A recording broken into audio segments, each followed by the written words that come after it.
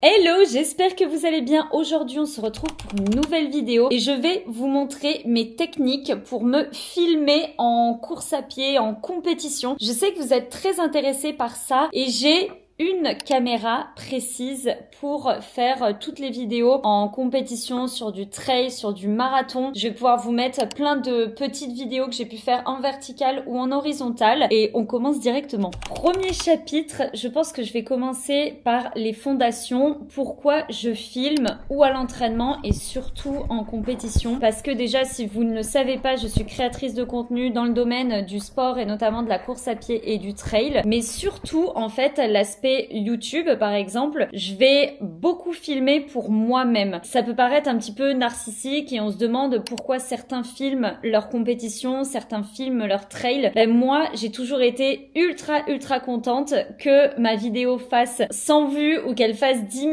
vues, que j'ai ce souvenir en fait de course et j'ai toujours été super contente d'avoir quelques petites vidéos, que ce soit de mes marathons ou surtout de mes trails, parce que là on voit vraiment l'aventure qu'il y a dans un trail. Donc en fait, je dirais que cette vidéo s'adresse peut-être aux créateurs, mais surtout aux personnes en fait qui veulent avoir un souvenir de leur compétition. Chapitre 2, du coup, qu'est-ce que j'utilise sur mes compétitions? Parce que là, on va vraiment parler de compétition, parce qu'à l'entraînement, ça peut être différent en fonction de chaque personne. Certains ne veulent pas de portable, d'autres veulent une caméra, d'autres ont quelqu'un qui peut être avec eux avec une énorme caméra. Il y a plein de solutions. Je pense que sur compétition, donc que ce soit semi-marathon ou du trail, je parle pas de petites distances entre grosses guillemets, parce que sur un 10 km ou sur un 5 km, ça va être très compliqué, je pense, de sortir une caméra parce que c'est quand même très intense. Mais ensuite, quand on monte en kilométrage, bah souvent c'est de moins en moins intense. On a de plus en plus le temps de se poser, de sortir quelque chose, de sortir une caméra, de parler à la caméra, etc. Moi, j'utilise l'Instago 3S, l'Insta 360 Go 3S. C'est une caméra que j'ai depuis un petit moment. Avant, j'avais l'autre modèle. Elle existe en noir et en blanc. Moi, j'ai choisi en noir. Le modèle d'avant, je l'avais en blanc et en fait, je me suis rendu compte que je mettais plus de t-shirts noirs que de t-shirts blancs et du coup, elle se voit encore moins, je trouve, surtout quand on la glisse dans un short. Alors, vous allez me dire pourquoi cette caméra et pourquoi pas ton portable, par exemple? Parce que j'ai été confrontée à un gros problème sur marathon notamment et également d'ailleurs sur trail. Sur marathon, j'ai quand même une allure et une intensité qui est quand même assez élevée. Donc je cours avec mon portable, je le mets dans une ceinture mais je ne touche pas. Pourquoi? Parce que comme ça il est bien positionné à l'arrière de mes hanches avec une ceinture, et si en fait je dois ouvrir la ceinture, essayer de sortir le portable, de le regarder, de voir ce qu'il faut faire, ensuite me filmer, de le re-rentrer, en fait c'est impossible, surtout sur des allures intenses, surtout pendant du marathon. Moi j'avais peur de gêner certaines personnes d'ailleurs,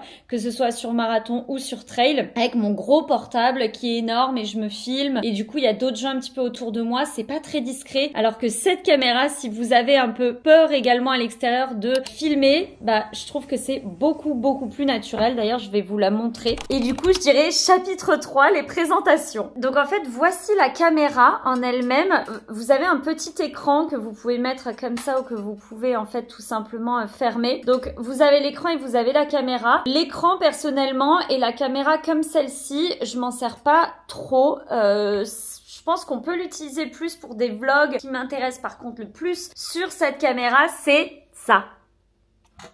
Voilà. Vous l'aurez compris, en fait, tout ce boîtier, je ne l'utilise pas spécialement. J'utilise seulement cette petite caméra. C'est assez incroyable parce que regardez mon doigt, c'est vraiment, c'est la taille du pouce. Pourquoi j'utilise ça? Bah du coup, vous l'aurez compris, pour sa taille. Moi, on m'a envoyé avec une petite mousse sur le micro et en fait, j'avais tendance à mettre mes mains sur les micros, que ce soit les caméras d'action, etc. Et en fait, je me rendais compte, purée, que j'avais pas filmé le son. En plus de ça, bah, sur marathon, sur trail, on peut avoir beaucoup de vent quand on court. Ici, c'est parfait. On entend tout avec. En plus de ça, c'est une caméra et ça, j'avais très peur en passant sur une caméra d'action d'avoir une mauvaise qualité tout simplement de vidéo. Et finalement, c'est de super qualité. Cette caméra filme en 4K et du coup elle peut filmer en vertical et en horizontal. Pourquoi je l'ai choisi également et parce que ça a tout l'intérêt sur du trail ou du marathon, c'est parce que son poids est de 39 grammes. Comme je vous le disais aussi avant, c'est vraiment une caméra qui est pratique. On n'est pas obligé de la regarder tout le temps. En fait non, je l'ai en main. Je sais ce qu'il faut faire sans la regarder pour que je me mette à filmer. Ce qui est aussi intéressant avec cette caméra et ce qu'on va pas retrouver peut-être sur d'autres ou du moins sur des téléphones, etc. Ça va être tout ce qui est stabilité. Vous avez plusieurs modes de stabilisation pour la Go 3S, ce qui en fait une caméra très très stable. Moi je l'ai utilisée sur les marathons et pour vous dire,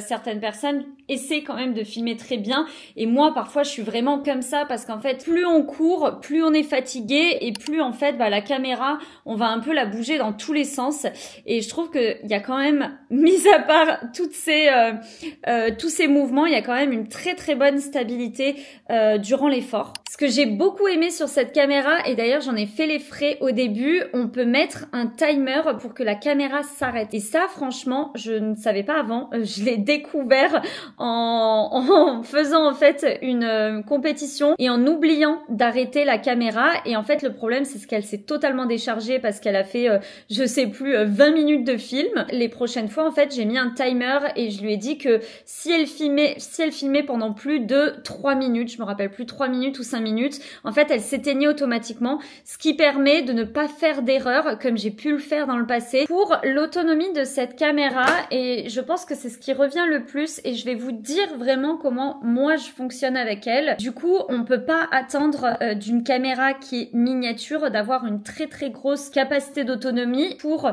la Go 3S, donc ça veut dire le tout petit module, il est de 38 minutes. Certains vont me dire ah oui 38 minutes, je pensais que ce soit plus. Alors déjà c'est très compliqué d'avoir une mini caméra comme ça avec beaucoup d'autonomie, mais surtout en fait 38 minutes, il faut vraiment se rendre compte que vous appuyez, vous allez filmer quelque chose et vous rappuyez dessus. Par exemple sur un marathon en 3 heures, les 38 minutes, je pense pas que je vais parler à ma caméra pendant 38 minutes et je pense pas que je vais filmer pendant 38 minutes pendant mes 3 heures, 4 heures de marathon, etc. Par contre, ce qu'il est intéressant de relever, c'est que la caméra, elle va recharger quand elle va être en fait incrustée dans son petit boîtier. Et là, le temps de charge est assez rapide. Alors, je me rappelle plus exactement, j'ai le site sous les yeux, mais il me semble que c'est entre 20-25 minutes à 80% et pour monter à 100%, on est à 35 minutes. Ce qui fait que sur Ultra Trail, moi, je vais vous dire un petit peu comment je vais fonctionner. Je vais en acheter une supplémentaire pour avoir 2 petites caméras sur moi, ou sinon, et je pense que ça va être la meilleure solution, à un checkpoint en particulier, donner la caméra à mon copain qui pourra la remettre dans son boîtier pour la faire charger. Si je filme 38 minutes plus 38 minutes, on obtient 76 minutes